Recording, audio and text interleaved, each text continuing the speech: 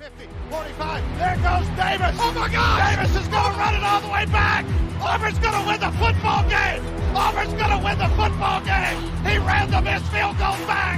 He ran it back 109 yards. They're not going to keep him off the field tonight. Holy cow. Oh, my God. Auburn wins. Auburn has won the Iron Bowl.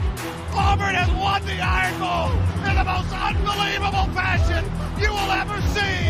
Oh, happy Friday, everyone, and welcome to a brand new edition of the Dream Wager, episode 444. Today is Friday, September 20th, 2024, and what a night we had last night, Elvis. How the fuck you doing? And welcome in. To be honest, I'm a little tired. Last night was a long night, and then mentally it was a beatdown deal. So as a Pats fan, I left let's just say discouraged. But it's fine, just because we got to go through the rough patches to get back where we want to be, and that's the promised land.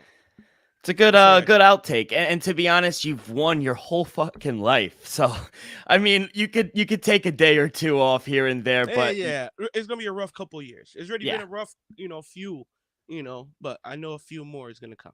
Okay. We went to the game last night. We were live at MetLife. Didn't know really what to expect, if I was being honest, before going into the game. Wasn't sold out, so I was kind of worried there for a sec, but people showed out, and it was a good time. I mean, atmosphere was loud. I don't like how they don't do the towels anymore. I don't like the light show, if I'm being honest. Kind of an old man take. But I thought the game was good, man. Historically good, honestly, for the Jets. Offensively, they did something no team has ever done in the Super Bowl era. 400-plus yards of offense, 0 turnovers, 40 minutes of time of possession, 0 touchdowns allowed, plus 7 sacks. Thanks to Appa Stats for that. But yeah, the Jets were historically good. I mean, I haven't seen the Jets that good offensively ever, if I'm being honest. Aaron Rodgers looked good.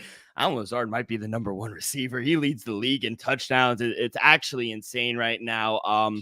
Love the 1-2 punch with the kid and Breece Hall as well. Offensive line was good. I know Morgan Moses, he went down with an injury. Thank God. MRI came back this morning. Going to miss a few weeks. Nothing torn, but he'll be gone for a few weeks. But outside of that, I thought offensive line played good. Aaron Rodgers was lights out. I mean, 27 for 35, 281, 118 QBR. It was amazing. Braylon Allen, like I said, the rookie, he's a bulldozer, kid. I mean, up and down the field. If you want to get a yard or two, you give it to the young kid. Tyler Conklin, he had a good night as well, going under the radar. 5 catches, 93 yards. But Ramondre Stevenson, he wound up getting hurt. He really didn't do anything. Demario Douglas, he had 7 catches. But outside of that, kid, Jacoby Brissett, 12 for 18, 98 yards. They put Drake May in late, but a little too late, kid. First, thoughts on the game, and then thoughts on why they didn't go with Drake May late in the game when the game was basically over. With the Jets, though, to be honest, I got to give credit. That offense and Aaron Rodgers was hitting in all cylinders. Every time, it was just, like a 3rd and 5, 3rd and 6. Everything was kind of short. It's never like it was like a 3rd and long, 3rd and 10, 3rd and 9. Everything was kind of short, though. And Aaron Rodgers constantly all night made the right decisions. I can honestly say he made one bad throw all night, and it was the late throw early in the 4th to the sideline. Honestly, him and Wilson could have connected for the touchdown sooner. It would have been probably like a 10-yard touchdown. But other than that, Aaron Rodgers honestly was flawless last night. So you gotta give not just Aaron Rodgers credit, but Nathaniel Hackett some credit as well. Just because I feel like I give him a lot of slack. But last night I'm not gonna say our defense is great or pretty good anymore, just off these last 2 weeks from Seattle and your Jets still. But to me, it's still impressive to do it in a short week against this New England Patriots. So give credit. Brandon Allen, to be honest, he's special. He's running better than Breece Hall, and Breece Hall is running the ball at a very high level. The fact that the offense looked this well and Garrett Wilson is not being, let's just say, force-fed. or being the most, the offense is relying on him to make explosive plays. So you got Tyler, like you said, Clockton, the tight end, Alan Lazard leading this team right now. Clockton got the yards, Lazard getting the touchdowns still, and the 1-2 punch at the running back room, still looking pretty damn dominant. We couldn't get off the field. We couldn't stop the run. Give credit to the Jets. Still, the offense was hitting on all cylinders. Like I said, with the Patriots, still, I'm just upset that Jerome Mayo didn't go to Drake May sooner. We saw it in the first quarter. I think we was only able to get 1 yard. Yeah. The whole first quarter, just 1 yard. Yeah. As a head coach, if my offense only got 1 yard in a quarter, a whole quarter, I got to rethink my whole offensive situation. It's not like we only possessed the ball. We had 3 possessions in the first quarter. We got a total of 1 yard. That's a problem, people. So I just don't understand why we didn't go to Drake May sooner. We honestly had a chance. We could have honestly came back in the game at halftime. It was 13-3 at half. We was getting the ball to start the half. Drake May could have honestly started the second half and maybe gave us a slight chance of a chance to win. Jacoby gave us zero chance, not just to win, but even to compete in this ball game. So I'm just upset from a fan perspective that Drake May didn't need to start the second half. You saw it though. You even was questioning it. When we're going to see Drake May, because Jacoby cannot move the ball. Our offense was struggling. And to me, Drake May needs to be the starter moving forward. My problem was, one, on defense. You looked at me and said, we just can't get off the fucking field. And that was the problem. And I thought all third downs, you hit it on the head, they were all manageable. 3rd and 3, 3rd and 4. I think the longest was like a 3rd and 7. 7, yeah. But outside of that, they were all manageable third downs. You weren't able to get off the field, couldn't stop the run with the 1-2 punch. And I agree. I mean, I looked at you in the second half and you're like, oh, we got to start. We got to eventually put the kid in, because all the passes were either little bubble screens or little slants. Nothing was down the field. At a certain point, when you're down, you have to make an attempt and push the ball downfield. And Jacoby Brissett, as much as I like him and I think he is a backup quarterback, he can't push the ball down the field at this point. He just can't. So Drake May, at least he'll push it down the field, and he was kind of driving late in the game as well. That's what I was saying early on when Jacoby got named the starter. At the end of the day, what are we doing? We know what Jacoby Brissett is. We know that. We've been there. The Colts know what Jacoby Brissett is. He's been around this league. He's been a starter multiple times. Why not just throw the kid in there game one? See what we got. Develop him for a year or two. Guess what? Jacoby's a solid backup, and he's there if needed. But right now, we got to see what we have at the quarterback position. To me, it makes no sense letting them sit behind Jacoby. What is he honestly learning from Jacoby? I understand Jacoby. The only thing I can honestly say is he doesn't really make bad decisions. Yeah. He's seen it all. That's probably why. He's seen it all, and he learned under the greatest of all time in Tom Brady. So he could, and he learned from Bill Belichick as well. He could read a defense. I'm not saying he can't, but his talent, ability to move the ball downfield just isn't there. And I think your offensive line was extremely banged up. You gave up 7 sacks last night as well. Gerard Mayo came out this morning. He said Jacoby Brissett is our quarterback until I say he's not. That's a problem. Moving forward, I really don't think, unless it's like a blowout like we saw last night, I don't really think, to be honest, as much as you want to see him, I don't think next week, week 4 on the road against San Francisco, I don't think that's a good spot for the kid. Realistically, but we just seen the Panthers make their move after just 2 weeks when Bryce Young threw for 93 passing yards. Jacoby just threw for 98. Don't get me wrong. I understand the scenario. It's not a good look or, ideal situation for a rookie quarterback to make his first start in fucking San Francisco. I understand, Dale. But realistically, who give us the better opportunity to, one, move the ball downfield and a chance to win? Is it Jacoby or is it Drake May? That's the question you got to ask yourself at the end of the day. Who gives us the best opportunity to be competitive and to win the game? So when do you expect, because eventually he has to play. I mean, you don't draft a guy number 3 overall. Even Gerard Mayo came out in preseason and training camp and said Drake May outplayed Jacoby Brissett, which I believe. I think he is he is the better quarterback. When do you expect him? Maybe week 5 at home against the Dolphins? Because I do think Drake May needs a full week of preparation to be the starter. Dude, this is why I'm making the case they should be next week against the 49ers. You're going to have a solid 9-day practice work week if you really want to get to it. We could start practicing tomorrow, Dill, until next Saturday. We could get right. We could game plan for this 49ers defense. He could do it. What is Jacoby Brissett? What in his first 3 weeks of the season? What has he shown? What has he proven to keep this job? He is not. Him and Bryce Young Yeah. been playing about the same deal. Bryce Young is no longer the starting quarterback for his franchise, and I think the New England Patriots should honestly consider making that move tomorrow. Yeah, tough loss. Doesn't look like it will be. Maybe put the guy Joe Milton the third, and I like Joe Milton out of Tennessee. I like Joe Milton, and give us any chance. We saw enough, people. The first 3 weeks of the season, our offense just ain't it. Just ain't it. Even last week against Seattle, we should have won that game. Our offense could have moved the ball downfield when needed.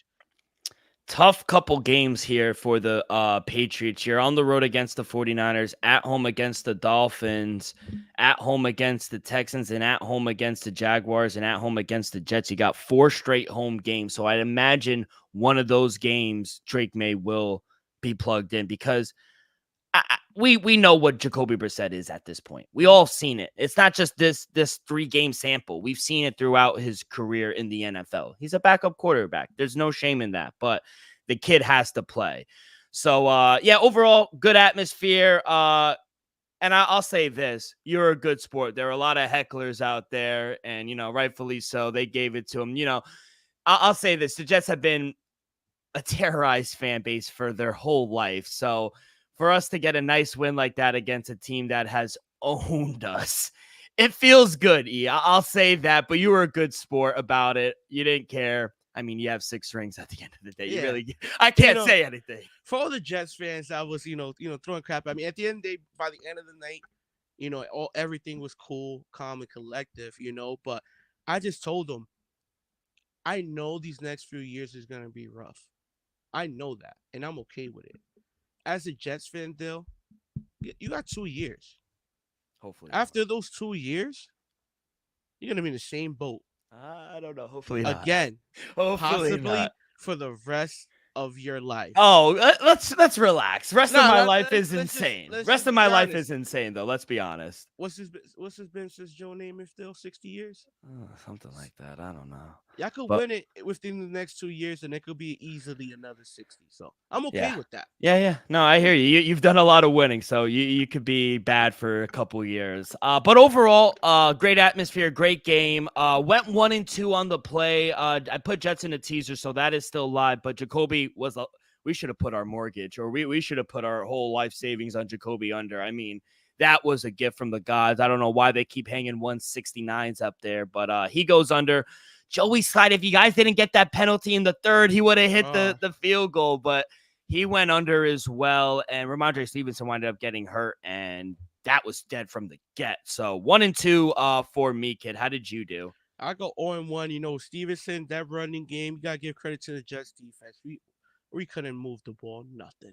Especially in the first half. Stevenson just got that one. He didn't even get the yard. Hunter Henry had that 1 yard in the first quarter, Dale. So you got to chalk it up to the Jets defense, because our offense, honestly, was just stalled out.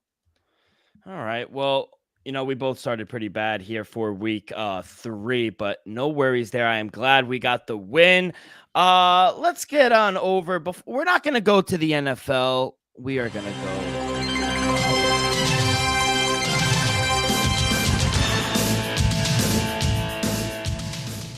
State got fucking blown out at home. I wound up laying the 7 because I was like, South Alabama is not going to go up to Boone, North Carolina and win. Oh no, then they just win. They clipped them 48-14. I mean, I was just looking at the score while we were at the game, and I was putting my phone down in disgust. I mean, it was atrocious, but got some good games here over the weekend. Even this game tonight, kid, 8:00 here on a Friday, going up to Lincoln, Nebraska. You got the Fighting Illinois going up and playing. Nebraska. Dylan Raiola, I'll say this, kid, real quick. I think it's fucking weird how much he tried to emulate Patrick Mahomes. It's kind of like borderline stalkerish how weird he tries to do. Now, the kid is good. I'll say this. On the field, he's good. But running up, going with the hairstyle, running up to the crowd, like literally, if you clip what he does and clip what Patrick Mahomes does, it's the same thing. It's a little weird, is it not? I will say, Dill, he's doing a little too much. You know, Right? you gotta be your own. You know, do your own thing. You know, nothing wrong, and modeling your game after an athlete. You know, by all None at means. all. But it's a But little weird when you go to this level of it's a extreme. little weird when you got the same hair, you wearing the shades. You doing the same, mannerism, same, walk up celebration pregame. So you're doing just a little too much. Be Dylan. Don't be Pat. Be Dylan, because you can honestly be special, and you've been special so far. My question is, because I do think he has talent enough to go to the league. My question is, when he gets to the league, is he still gonna do this stuff? It's weird, bro. Like, I'm sorry. He's a freshman. So the kid is what, 19? Something like that, yeah. Let the man grow up. If he's still doing this at, let's just say, 21, his junior year, we got a problem. As a grown man, I'm gonna be like, yo, you gotta grow up now. But as a freshman, Dill, he might just Patrick. That's fair, I guess. And like you said, it's okay to emulate your favorite player. I mean, you and I did in baseball as well, but I wasn't trying to be him. Like, I think that's a little extreme. Like, if he was just like a nobody, cool. But he's pretty damn good. The kid could play. That's the thing. On a top 25 team. Like, you're going to be on national games. Start trying to market yourself, not just people make memes, but like, look at this dude trying to beat Patrick Mahomes. No, I'll say this. He's gotten the attention of Mahomes. Mahomes has shouted him out and said, yo, good ball, little cuz. He even knows it at that point. Which is cool, Dill. But like I said, down the road, he's going to have to come into his own. 100%. And just for that, I mean, I'm taking Illinois plus 8.5. I mean, I have to. I do like what Matt Rule is doing up there in Lincoln, Nebraska. I'll say that. The boys are playing much better. 3-0. Fighting an Ally is 3-0 as well. But it's actually at plus 9.5 right now. I've gotten a bad number. Plus 9.5. I think the Fighting an Ally, this is going to be the best defense Dylan Raiola has played against. I do think he'll be good. Maybe Nebraska wins, but plus 9.5. I think Fighting an Ally will edge it out and maybe even cover this game. So I'm going to take the points here with Illinois here on a Friday. Any game you like here on a Friday before we get to the Saturday slate? Not Dale. I didn't want to go too crazy on it. Don't get me wrong. Stanford, Syracuse has been playing pretty good, Dale. I know. I low-key wanted to delay it with them. That's the only thing. Because maybe, if you want to tease Syracuse down, if you like something else, let's just say for football Sunday or something like that. But I think Syracuse at minus 9.5. I think if you tease them down, it'll be profitable. All right, let's get to. We'll start. I mean, I'll start here. No noon o'clock game kickoffs that really stood out for me. I'm going to go straight to 3:30 here tomorrow. We got the Trojans going up to Ann Arbor to play the team up north. Right now, USC laying 4.5. Money's coming the other way. Lines opened up at 6. It's come down to 4.5. People are taking Michigan, which I don't know if I would. Total is at 4.5. I laid the 5 because I didn't think we were going to get a better number. Now we're seeing 4.5s out there. I'm worried the line is moving the other way, but I have to take the Trojans here. I don't believe in the offense of Michigan. Defensively, they have some holes. This is not the same Michigan team that Jim Harbaugh was coaching last year. I don't trust their offense. I don't know how they're going to move the ball on USC. I know they're at home. I think Trojans blow them out. So I'll lay the 4.5 here up north. What do you got? You like this game? Yeah, I like this game. Honestly, I do want to lay it with tennis. With USC. It's just at the big house. It's going to be a zoo in there. Yeah, it's lit. Is USC the better team? Absolutely. Mm-hmm. But is it a tough spot? Yes. So I'm going to just stay away. Like I said, I got 3 plays there, and I'm going to just bang them out real quick and let you carry on. 3:30 start as well. Rutgers taking on Virginia Tech. You know where we're going, Dill. Wow. Give me Rutgers plus 3.5 on the Mm, road, and give me a little sprinkle on the money line. You know, I love it. Graciano's gonna have the boys rolling. We always started off strong, Dill. Every season we go off to a 4-0, 5-0, 6-0 start, Dill, and I think it carries on. I think we take care of business with Virginia Tech. If we were at home, I would have laid it. But on the road, give me the plus 3.5, a little sprinkle on the money line, plus 140. And to me, Dill, like I said, this team is done for. I'm done. I'm gonna keep fading them. Cal versus FSU, Dill. Oh yeah, they're done. FSU at home, over on the sitting at 44.5. This offense is down the drain. Give me Cal. If you want to take the plus 2.5, by all means, give me Cal plus 115 on the money line. FSU has honestly been a disappointment. Offense is down the drain. Defense honestly hasn't been showing up. And Cal, don't get me wrong, I don't love it, but for some reason, FSU is going to blow this game once again. Give me Cal plus 115 on the money line. Real quick, Mike Ravel has to be on the hot seat. He has to be. I mean, starting off the season. After week 2, he should have been fired. I mean, these are fireable offenses, and this isn't just like a throwaway program. This is Florida State. This is a high-level, They're number 10. Yeah. And what happened to that guy online who said he would eat his own shit if they lost to Georgia Tech in Ireland? He's been MIA. Has he eaten it? No, he deleted his account. Yeah, figured. He not a man of his word. Moved to a different country. Yeah. I mean, that's atrocious. Is this just an automatic play, or are we just going to continue to fade FSU until they, because DJ Ungaluleu is awful. He can't play quarterback. I think Jacoby Brissett is better than this man. Oh, absolutely, Dill. But realistically, I don't know what's wrong, Dill. For a team to be, ranked top 10 preseason, to start 0-3, and to only realistically, this shouldn't be a 2.5 point favorite against Cal. No, against anyone. This should be at least realistically, this should be a double-digit favorite in this game. Yeah, but they're not. And to me, this shouldn't even deserve to be the favorites at all. All right, for me, I'm going to go back to that Rutgers Virginia Tech game, and I know you're going to hate it. I'm going to lay with the Hokies, 3.5 out. I mean, I love this bet in New York today. I'm American Italian myself. I support the Italians. I support Greg Schiano. I love him. I think what he's doing with Rutgers is amazing. But now going into Blacksburg, Lane Stadium is a lit environment. I don't know if he could go in and have the boys playing like that. Virginia Tech returned, I think, 18 or 19 of their starters last season. It's going to be a really good game. I'm going to take the Hokies, though, at home. If it was in Piscataway, I probably would have taken the Scarlet Knights. But I'm going to take the Hokies here. I'm going to take the Hokies here, laying the 3.5. Really good game here. 7:30. I think it's where game day is in Norman. Oklahoma hosting Tennessee. Number 6 going up against number 15. Tennessee laying 6.5 in Norman. +7 for the Sooners. I'm going to take the +7, kid.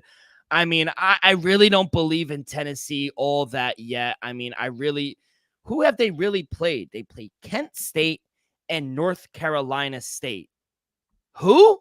I mean, North Carolina State is a bum, and Kent State, they beat 71-0, and then they beat Chattanooga 69-3. Yeah, they could score points against nobodies. I don't think you're going to do that against a Brent Venables defense on the road.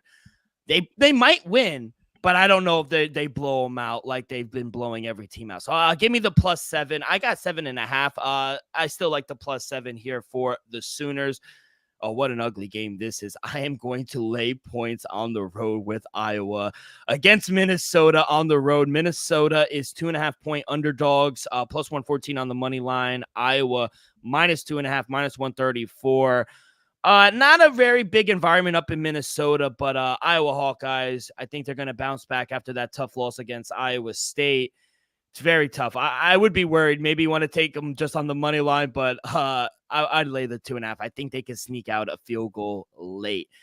And let's go out to Boulder Prime. I think they're going to win, man. I think this is a good spot for them, honestly. I know only a lot of people have been saying this, and I think it was maybe week 1, but I think their defense is playing a lot better than last season. Yes, it's still not good. I'll agree with you, E, because we both watched the game and you texted me and said they can't stop a nosebleed, which is fair. But they put out they pitched a second half shutout against that Nebraska team, top 25 defense, top 25 team in the league. So they had a good defense last week against, granted, bad Colorado State, but they are playing better. I got to give Prime better. And I think second half adjustments, I think Colorado has done great on second half adjustments this season. So I don't really trust Baylor. Shout out CT Betts, alumni of Baylor. But I'm going to take Colorado here on the money line, -125. I think Shedeur Sanders and Travis Hunter, I mean, he's the best player in the country. I mean, he has to win the Heisman right now. So I'm going to take him and Colorado, the Buffaloes at home, -125. And then outright, last game on the board, good game here in, I think it's Provo, Utah. BYU hosting Kansas State. Kansas State laying 6.5 on the road. I actually see 7s out there, so shop around. I'm gonna take it. I'm gonna take the +7. I think BYU is live here, kid. 3-0 in there, really not getting talked about as enough as they should be.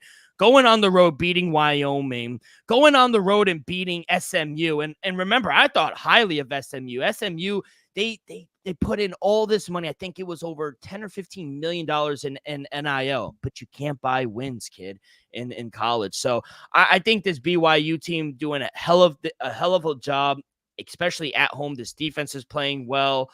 +7, I think they're out dogs outright. So I took a underdog parlay, Illinois money line and BYU money line. It's a dog parlay, kid. I think both of them could cash. So yeah, I think we have a really good slate here for college. So those are all my plays. Anything else you like before we get to the NFL, kid?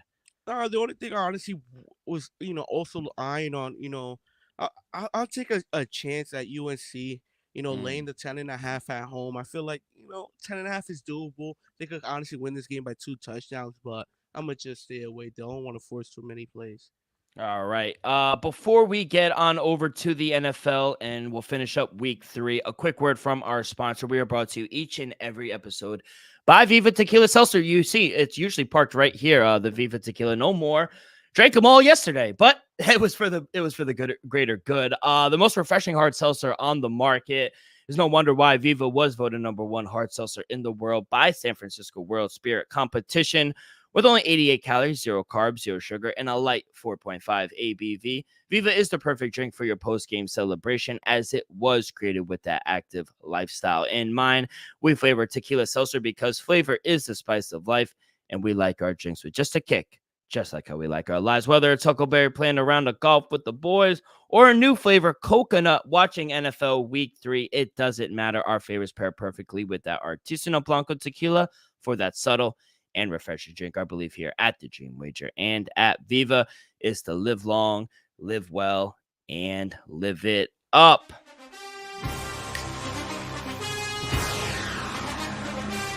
This and the national anthem. We were talking about this yesterday, about national anthem being a top 5 song. The NFL song on Fox might be a top 5 song as well. I mean, it went from the national anthem being the greatest song of all time to it was a DJ wilding in the parking lot to like, nah, but it's up there. It's up there.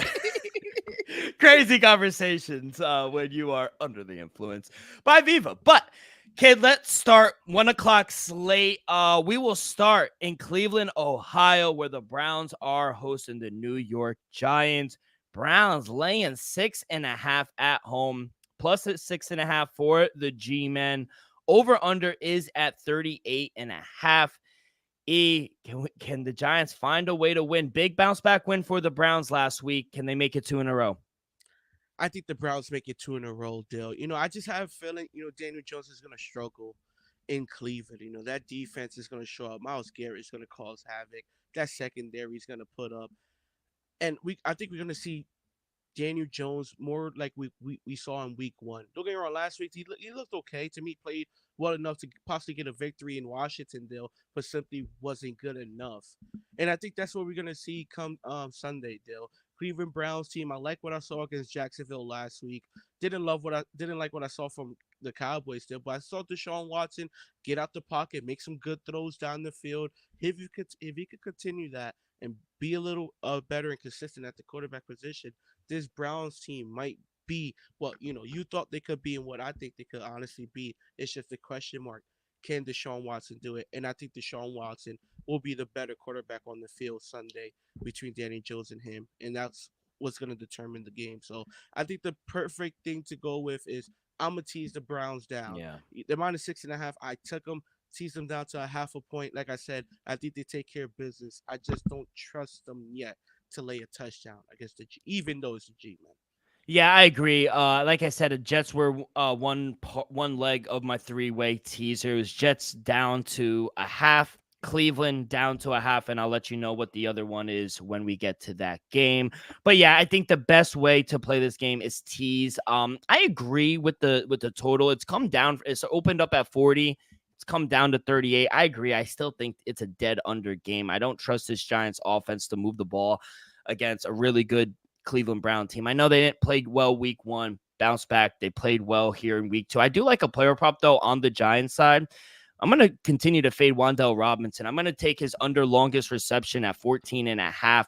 He's gone under this in one of the two games this season, and the one that he missed was 15 yards. It was his longest reception. But, I just think this is a brutal spot against a really good Browns secondary who've only allowed 6 receptions of 14 targets to wide receivers in the slot this season. So their secondary is playing well. It's the offense that really has to kick it up. So I think the secondary is going to have a field day against this wide receiver group. I expect the Giants to struggle to move the ball here on the road. So, yeah, I'm going to take Wan'Dale Robinson under his longest reception, and I agree with E. I do think the best scenario is to tease the Browns down. Let's go over to Indianapolis. The Colts are hosting the Chicago Bears. Hey, Colts looking for a win here. 0-2 to start the season. Caleb Williams still looking for a touchdown here. It's kind of a pick 'em. Colts short favorites here at home, -112 on the money line, -104 for the Bears. Over under is at 43.5. Can the Colts finally get a win here, kid? I'm not sure about that, Dill, to be honest. I'm gonna go the under. I caught a nice number earlier at 46.5. I still like the under at 43.5, 42.5, 44.5, whatever you could get it at. Shop around. Dill, I think you'll agree with me. Both of these offenses, let's just say, been a disappointment this far. Caleb Williams hasn't been looking like, let's just say, the number one overall pick. And honestly, Anthony Richardson just hasn't looked like a baller yet. He makes some good plays with his legs, but passing game, Dill, hasn't been there. I don't trust or love either of these offenses. Jonathan Taylor, he ran the ball well last week, but it wasn't able to get to the end zone. Just off that, do I think the Colts walk out this game with the first victory of the year? I think they do, Dill. I'm just not going to bet my money on it. Like I said, I think Jonathan Taylor could run the ball well. Let's see if the defense could throw different looks at Caleb and make him make mistakes. Like I said, he's a rookie. We saw him make tremendous plays and then make a rookie mistake multiple times last week against Houston. And I think that's what's going to occur. I expect a low-scoring game. I don't expect either offenses to torch either defense, because Chicago's defense, we saw it in the second half last week. It locked down one of the best offenses in all the football, in my opinion, the Houston Texans. Still, we saw that second half. We got to give Chicago credit, and we know at home, Indianapolis is a tough place to play at. Anthony Richardson, that offense is gonna put pressure on them. It's just, can Caleb Williams make the throws? Can he get his first touchdowns? Can he throw for, let's just say, 150 yards? Those are my questions, though. We saw Anthony Richardson at least able to do those things, throw a touchdown, throw for a buck 50, almost 200 yards, run the ball as well. So offensively, I trust the Colts a little more to win this game. But realistically, Dale, I wouldn't trust either to put my money on. So I'm gonna take the under. I'm gonna trust the defenses, and I'm gonna go from what my eyes told me from these two offenses the first 2 weeks of the season. 2 questions before I give you mine. One, Would it surprise you if the Bears won this game? No, Okay, I agree. just because Anthony Richardson hasn't looked great, but offense to offense, still, who could you honestly trust more to put up more points? Indianapolis right now. That's all Yeah, I'm saying. no, I That's all. agree. I Like agree. if any like it would put it this, I'll be a little surprised if Chicago puts up 20 points tomorrow. Or if they just blow them out. Yeah, if put it this, if Chicago win, it's gonna be like a 17-14 game. Defense has a touchdown too. Yeah. The Colts win this game, they're gonna score. Jonathan Taylor might have a big game. Anthony Richardson might drop a dime. A 60-yarder. Who knows? I just haven't seen that from Chicago's offense yet. We see, and you got a good spurts of it. number. You got a good number at 46.5 a few days ago. Line has moved in your favor. It's at 43.5. Would you still advise people to play it at 43? Yeah, like I said, I just don't see Chicago putting 20 plus points up. They can. I'm not saying I just don't see it happening. And have we seen enough from this Colts offense to be like, yeah, they're gonna put up 24? Do you see a 24-21 game? No, I don't. Honestly, I would bank on. I'm going to stay away from the game, but I do lean the Bears just because I think their defense is better. And I think defenses, we all know it. We watch football our whole life. Defense travels. I think they will show up and make life a living hell for Anthony Richardson, who, like you said, both of them, Anthony Richardson and Caleb Williams, has struggled the first two games. Josh Downs coming back, though. First game back so he is getting some help in the wide receiver room. I'm going to fade Michael Pittman Jr. here in this spot. I'm going to go under 53.5 receiving yards. Right now, I mean, it's down to 49. I got it early. I got it a few days ago. So it's at 53, but, he has 52 total yards in 2 games this season. He's banged up. Josh Downs coming back. He's facing a really good secondary. Say what you want about the whole team of Chicago. That defense plays. Mm-hmm. Their defense fucking plays. So, being facing a tough matchup in that secondary, I think you're going to see less snap because Josh Downs is back. I'm going to fade Michael Pittman Jr. here. So I'm going to go under 53.5 receiving yards in that game. Let's go on over to the next game. Battle of the 2-0s. We got the Minnesota Vikings hosting the Houston Texans. Kind of a close game on the books. Short favorite for the road team, Houston Texans, laying minus 130 on the money line on the road. Plus 110 for Sammy D and the 2-0 Vikings. Over under is at 45.5. Can Sammy D make it 3 in a row, kid? Dale, if Justin Jefferson starts this game, which he should, he left the game last week with a quad injury. Looking like he should go for this game. This will be my dog of the week. Give me the Minnesota Vikings plus 114 on the money line, Dale. Money's coming in my way as of right now, plus 110. Like I said, I think Justin Jefferson's leaning like a go. Minnesota has been very impressive this year. I understand week 1 to beat the Giants. Yeah. But last week, they had their way with the 49ers still. I understand Brock Purdy threw for 300 yards, but he also, had a couple interceptions, a couple turnovers. The offense wasn't really threatening at all. And then Minnesota, they ran it, they passed it. Sammy D has been looking great, And I've been saying it there, and I think you agreed with me the other day. The Texans are the least impressive 2-0 team. That win against the Chicago Bears Sunday night, that was an ugly win. Second half, they couldn't get going. The running game was hurt without Joe Mixon. That's another reason, Bill. I feel like without Joe Mixon, this Houston offense is going to be more dependent on CJ dropping back. And I think Minnesota could rest on that. We saw Cam Akers struggle to run the ball last week, fumbled at the goal line. You can't afford that on the road in Minnesota. Without Joe Mixon, I feel like this Texas team is going to be one-dimensional. Didn't like how they looked against Chicago, especially the second half. And against the Colts, the Colts was in the game the whole way. To me, the game should have never been that close.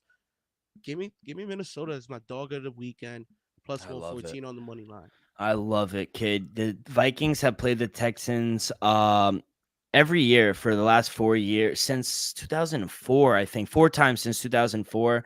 They won and covered the spread on all 4 of those games, if they were the favorite or the underdog. Darnold's last game versus the Texans, stat line: 304 yards, 0 interceptions, and 2 rushing touchdowns. Yeah, Damn, what the two. fuck was this? He was bugging.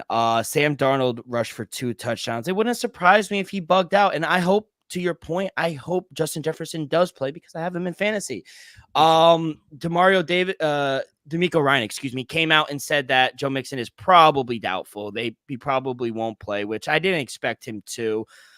I'm actually going to go to the Houston Texans side. I love your play with the Minnesota because I agree. I do think they are live here. But I'm going to go Stephon Diggs. Over 4.5 catches at -115. I think this game really suits Stephon Diggs. You know, if you watch Houston Texans game, he's probably run most of his routes in the slot. 62% of his routes have been in the slot.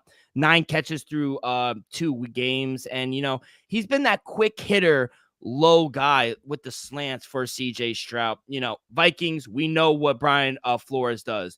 Very blitz heavy, 6th highest rate in the league. So I think I think CJ Stroud will get the ball out very quick. Mixon, like you said, banged up. I just think he's going to be pumped to play against his old team. Revenge spot here for Stephon Diggs. So over 4.5 catches for Stephon Diggs for me. Let's go to our next play. And that's going down to maybe one of the best teams in the league. New Orleans Saints hosting the Philadelphia Eagles. Look at headline in the preseason. Eagles were favored. Here come the Saints. Saints are favored now. -2.5, -154 on the money line. +130 for the Eagles. Over under is at 49.5. Man, they need a bounce back win here, but tough spot on the road in a very hostile environment in the Caesars Dome, kid. What do you like here for this game? This is going to be a tough matchup for the Philadelphia Eagles. No A.J. Brown. Tough spot. This Saints defense is flying. As we saw last week, this defense is flying in all cylinders. They're playing at a high level. Derek Carr in this offense, I think, could honestly slash this Eagles defense. You know, if Kirk Cousins was able to do it in the final drive for 0 timeouts, I think Derek Carr could do it a couple times still, and that worries me. That Eagles defense yet to impress your boy, and I think New Orleans Saints just keep it going, Dill. Give me Alvin Kamara over 64 yards at -120. So far, he's been the best running back to start the season, and I feel like this Saints team is just going to keep running the ball. We saw B.J. Robinson have a successful night in Philly last week. I expect Alvin Kamara and the Saints team to do about the same. Run the ball, gash him, and then play action and hit him down the field like Derek Carr has been doing. Derek Carr, like we saw in the stats, though, it's not like he's throwing for a ton of yards. It's not like he's dropping back 30-plus times. He's been dropping back, I think, 21 and 24 times through week 1 and 2. And I expect the offensive gameplay to stay the same. Rely on the defense, let the running game work, and we take our shots down the field. Give me Alvin Kamara over 64 rushing yards. And if I had to pick a side, Dill, I think New Orleans is the right side, Dill. I probably lay the points with New Orleans. It opened up money line is a little high. Yeah, it opened up at +3, or Saints -3. I probably would have taken the +3 just based on the number that we were getting. Now that's come down, I think I'd lay off it, if I'm being honest. I'm not going to play this game. If anything, I was leaning Jalen Hurts interception, anytime interception. With that secondary, Honey Badger still getting after it. He's been careless with the ball. Making his return this game? No, not yet. He hasn't played yet. But look how good they're doing without Lattimore, and he's arguably their best corner. So, yeah, I think Jalen Hurts will throw an interception. He's just been very careless with the ball, so I do not trust him. He's not playing good quarterback play right now through 2 weeks of the season. Let's go over to the Yinzers. Pittsburgh Steelers hosting the Los Angeles Chargers. Both teams 2-0. Who would have thought going into week 3, both of them are 2-0. Steelers, Justin Fields is laying 3 points at home, -156 on the money line, +132 for Jim Harbaugh and the Los Angeles Chargers. Over under is at 34.5. Now, he was banged up a little. He did say he came out and rolled his ankle against the Panthers last week in week 2 for the Chargers. Do you trust the Chargers for Jim Harbaugh to go on the road and continue to play this old school running the ball kind of offense? Do I trust them? Yeah. But are they gonna go out there and win this game, Dylan, in Pittsburgh? I'm going the other way. Give me the Pittsburgh Steelers on the money line. I caught it early, Dylan, minus 120. It's going my way. Minus 155. I wouldn't hit the money line. And to be honest, I don't know if I'll lay the 3. But honestly, I gotta give it for the people. You gotta lay the 3 with the Pittsburgh Steelers. Justin Fields. Don't get me wrong. He hasn't been playing great, but he's been playing good, if you ask me. The running game, Najee Harris hasn't really been hitting like he once did last year, but I think the running game has been good enough with him and Warren. George Pickens been playing pretty damn well. I'm hoping somebody else steps up in the offense besides him. I think it's gonna be a good matchup, Dill, but I just think Pittsburgh and that defense is gonna cause havoc. TJ Watt is gonna cause havoc. Uh, can Justin Herbert and somebody on the outside hurt him? Is it going to be Quentin Johnson? Is it going to be Joshua Palmer? I want to know who's going to be that guy who's going to step up. Because, trust me, Mike Tomlin, that defense already zoning in on JK. JK's been running the hell out of the ball. If you know, and I know, John Harbaugh is going to try to run the ball the way you think the Steelers know. So I feel like Justin Herbert and somebody's going to have to step up and have a huge game. I don't think any of those wide receivers can have a huge game on that defense. Can they shock me? We'll see. But I just don't think any of those wide receivers are going to be able to be enough of a difference maker to lead them to victory. I wish I got the total when it opened up at 37.5. I would have taken the under. It's down to 34.5 now, rightfully so. I agree with the line movement. The bias in me, since I love Harbaugh so much, I really want to take the Chargers here, but I'm going to stay away. This game, I can't get a good read on the game. The one thing I really did like was Jaylen Warren over 5.5 rush attempts. I mean, that's just too low for Warren. I think he's been the more impressive back, if I'm being honest. Now, I don't expect Arthur Smith to be, anything rational, but, the Steelers will run the ball. That's what they do. They run the ball. Chargers run defense seems legit, but they've also faced 2 subpar running offenses. So I think this game is going to be played closely throughout, no matter who's at quarterback. I think it's going to be a close game. I think they're going to run the ball a lot. So Jaylen Warren, over 5.5 rush attempts, that number is just too low. So that's the only thing I really liked. If anything, gun to my head, bias, I do like Harbaugh. I'd probably take the 3 with the Chargers. Let's go to the next game. We'll go down to Tampa. Buccaneers hosting the Denver Broncos. Buccaneers laying 6.5 at home. Plus 245 for the Broncos. Over under is at 40.5.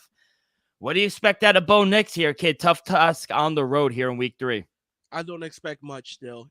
No rookie quarterback has thrown a touchdown this season, and I wouldn't be shocked if he goes another game without one. This Tampa defense is playing at a high level. We saw what Todd Bowles and that defense was able to do against one of the best offenses in all of football in Detroit. And we saw last week against the Lions, that defense was playing high. Baker's playing, like you said, right now he's playing like an MVP the first 2 weeks of the season. Yeah. Without a running game, this Tampa Bay Bucks team is 2-0. And they're playing at a high level offensively, Dill. If the running game just shows up a little bit, they're gonna blow this Denver team out. I will honestly lay the 6.5. I think they win this game by a touchdown, possibly double digits.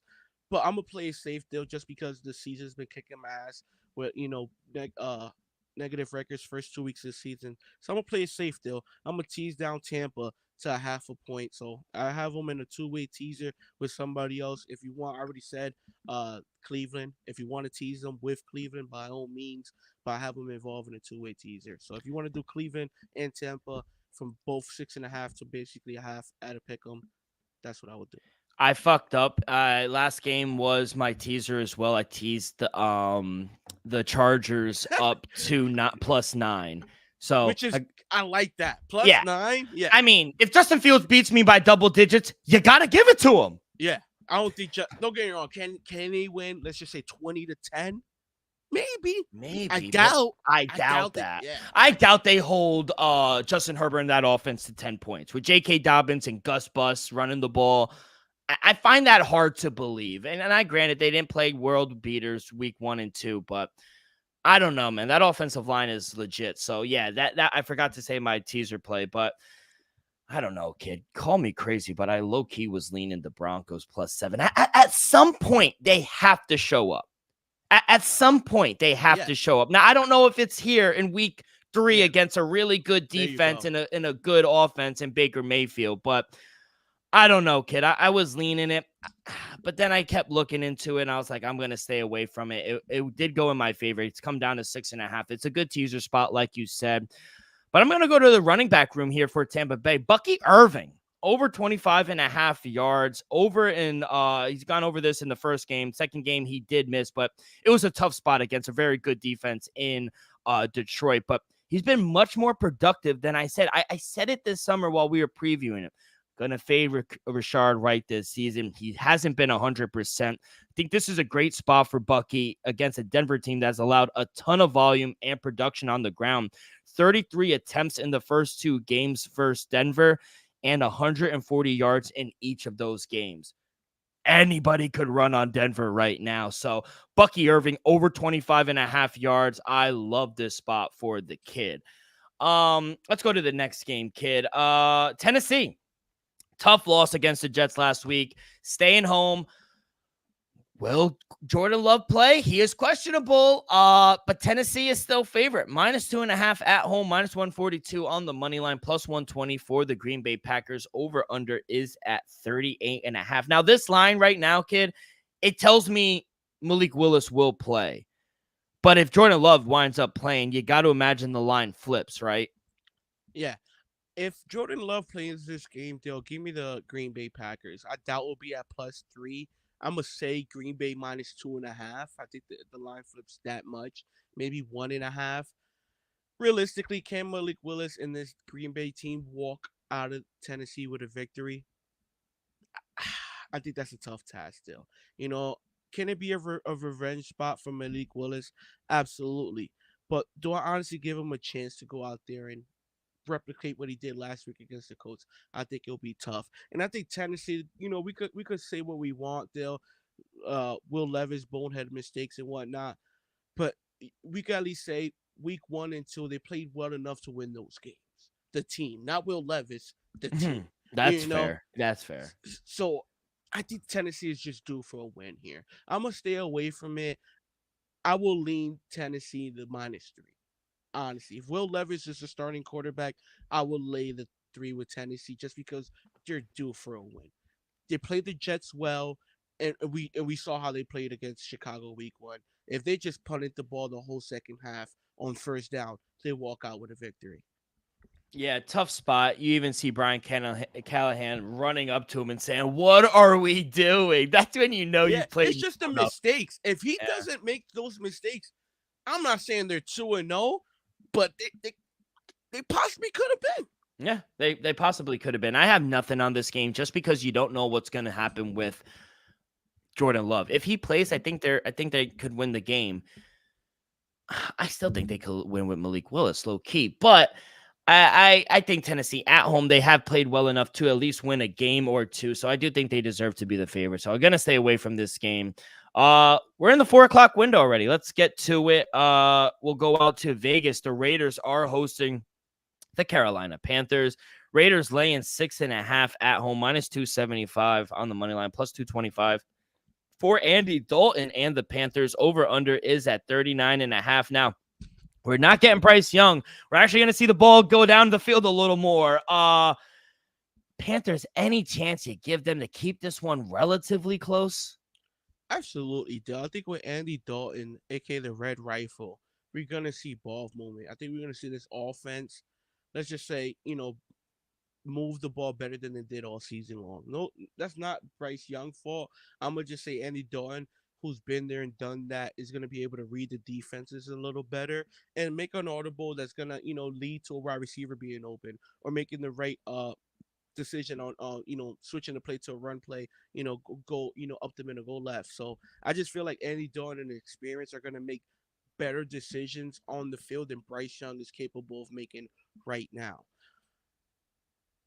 I will honestly say I'll lean the plus 6.5. I Don't want get to me wrong, take them so bad. yeah, I'll lean it that way.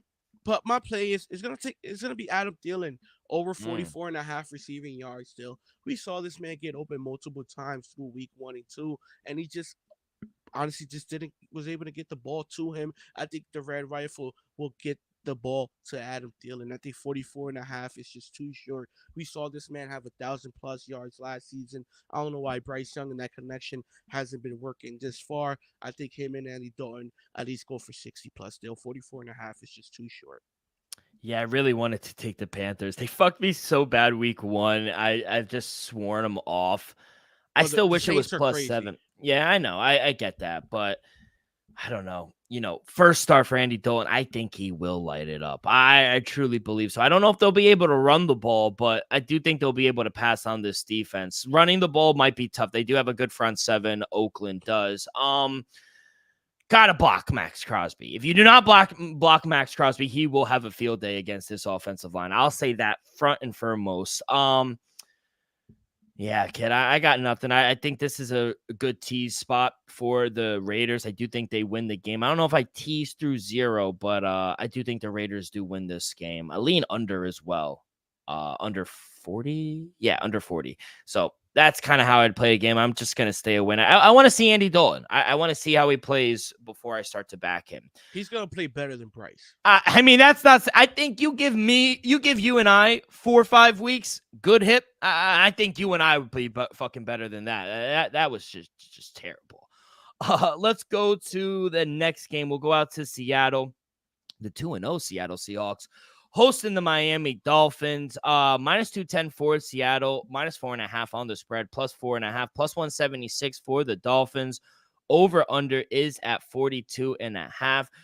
Kid, I sent you a video of Geno Smith and what he's been able to do in the coverages he's been able to read, and the accuracy and the decision-making at the line, changing the play pre-snap. I mean, Geno Smith, man, he's been a top 5, top 10 quarterback this season. People got to start respecting him. Yo, Geno Smith has been flat out amazing. I got to give him credit. Last week against the Patriots, he diced us up. He made back-to-back-to-back crucial conversions down the field throws. And that's the thing, Dill. He's hitting them. It's not like it's like a wide open throw. He's hitting hard coverage spots, in the zone, man coverage. He's making those balls and getting those balls to his talented wide receiver group. You got to give him credit, Dill. It sucks. Don't get me wrong. What's going on with Miami? We know what Tua's situation. Hopefully everything works out. He's placed on the IR. If Huntley was gonna start this game, though, I probably would have went the other way. But Skylar Thompson is starting this game. I don't trust him at all.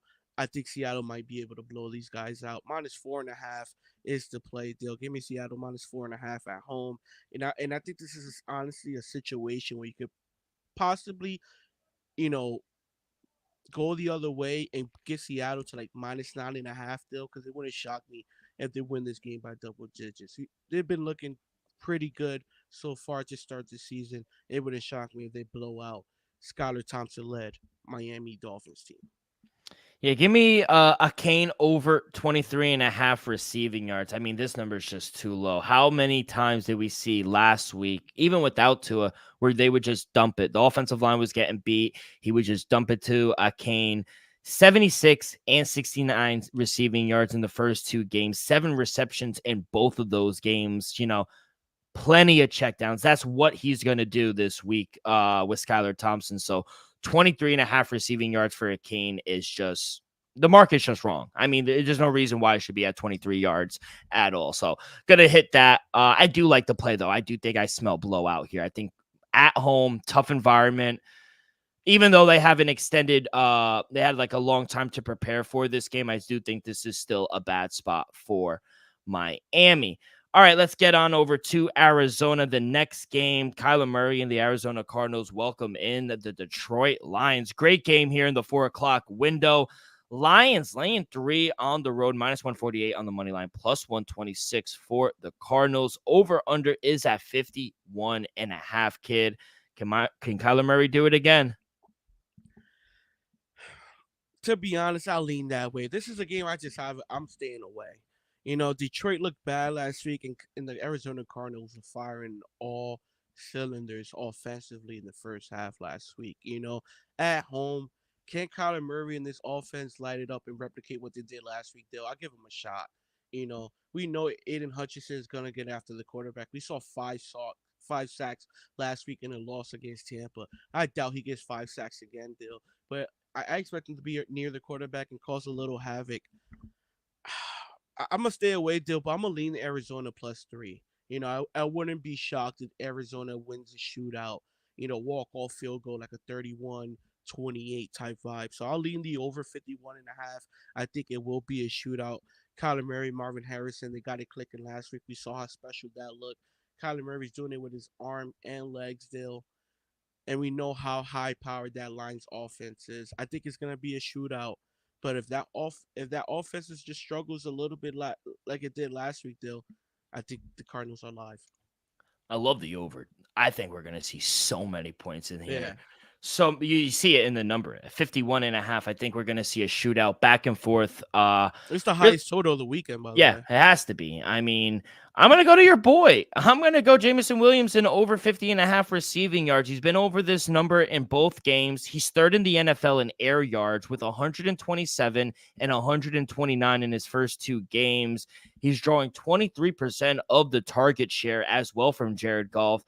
And he gets now he goes up against a Cardinals team who were dead last in DVOA against the deep ball last season. They're sixth worst this far against the deep ball this season. Like I said earlier, I think this is a game where it's going to be back and forth, where both teams are going to air out the ball with Jared Goff and Kyler Murray. So over 50.5 receiving yards from Jameson Williamson. I love that play. I think the number is extremely low. Let's get on over to another really good game here in the 4 o'clock window. We got a lot of 4 o'clock games. I like that this week. Dallas Cowboys hosting the Baltimore Ravens. It's a pick 'em -1.5 both ways, but on the money line, a little favorite here for the Ravens. Getting a little love here on the road, -112 on the money line. Dogs at Jerry World, -106 for the Cowboys. Over under is at 47.5, kid. Can the Ravens finally get a win here?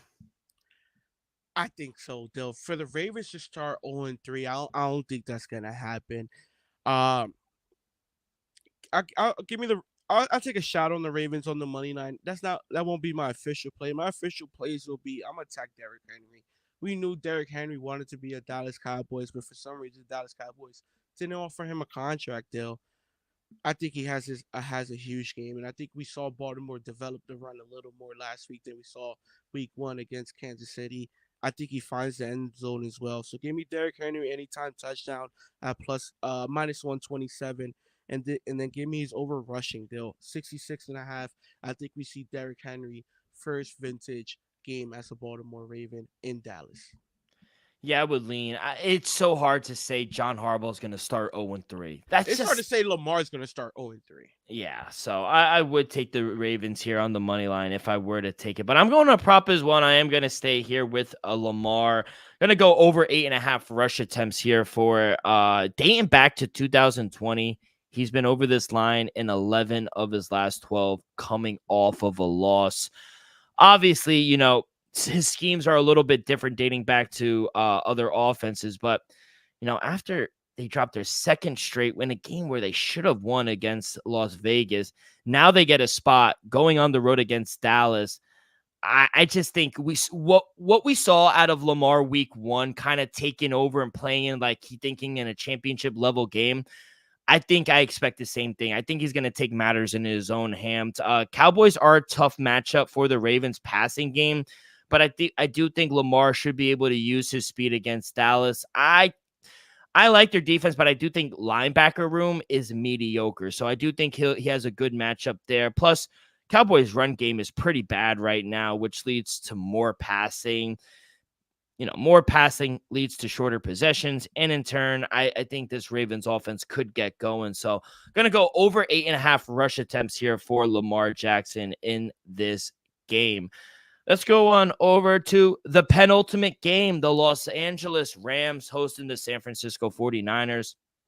49ers laying 6.5 here on the road, plus 225 for the Los Angeles Rams. Rams 0-2, not looking good for my pick coming out of the NFC, but I think they'll be able to turn it around. Is tomorrow the spot or Sunday? No. Absolutely not. I feel like the Rams are just going to struggle for a couple of weeks. It's just where are they going to get the offensive from? Where are they going to get it from? No Cooper Cup, no Puka Nakua, and Kenner Williams is not looking like he did last year. Kenner Williams was a dog last year, Dill. You know it. I know it. As of right now, we haven't seen it. The only bright spot, honestly, besides the first half from in Arizona, Dill, has been this defense, Dill. I just don't see Matthew Stafford and his offensive repertoire able to light up this 49ers team. It's a division matchup. We know Kyle Shanahan owns Sean McVay. He's what, 1-8, 1-9 in his career against them. Only got that win in the playoff game a couple years back, though. I think Kyle Shanahan and this 49ers team rose once again. I'll honestly lean the -6.5, but like I said, I've been getting my ass kicked the first 2 weeks, so I'm playing it safe. Two-way teaser. You could do it with the Browns. You could do it with the Tampa Bay Bucks, whatever way you want to do. But give me the 49ers. I did it with the Bucks. Bucks to -0.5 and 49ers to down to 0.5 still. Not a good spot for the Rams. Coming off a loss, now you get the 49ers. They're going to put it on him. Even George Kittle, he is questionable. I don't know if he'll play, but even without him, I think they roll. I love the team total over 24. I think they hang a 30 on the Rams. Love Jawan Jennings over 33.5 receiving yards. I got that 2 days ago, but it's up to 41.5 right now. Still like it. He's been over this number in both games as is. Now they're lacking CMC, Debo. I think he's going to get more targets, more opportunities to get receiving yards. So I was looking at Brandon Ayuk because that's 65.5. I didn't love it. I do like Jawan Jennings a little more here. So I got 33, but over 41.5 receiving yards, I still like it. And then we finally made it. Last game on the slate, Sunday Night Football. Down in the ATL, Atlanta Falcons hosting the Kansas City Chiefs. Chiefs laying 3 on the road, -176 on the money line, +3 for the Falcons, +148 on the money line. Over-unders at 46.5. Another primetime spot here for Kirk Cousins, kid. What do you expect out of him? Dill, I think you'll be shocked by this. I think the Falcons are live. I think the Falcons are live at home, Dill. With Kansas City Chiefs, we know they're high-powered offense. We know what they're capable of doing. I'm interested to see how they're going to look without Isaiah Pacheco, Dill. Isaiah Pacheco's been an anchor for this offense for the past couple of seasons. Back-to-back championship. Isaiah Pacheco can run the fuck out the ball, Dill. Let's just be honest. Without him in the lineup, I feel like their offense is going to have to rely more on Patrick Mahomes and his arms. I think we're going to see a big game for Travis Kelce. For once, he's been real quiet this season so far. But I honestly think Atlanta's live in this scenario. They're at home. That defense is playing at a high level. And I feel like they could possibly, strain this offense from Kansas City. Patrick Mahomes only threw for 151 yards last week. I expect him to boost that number up.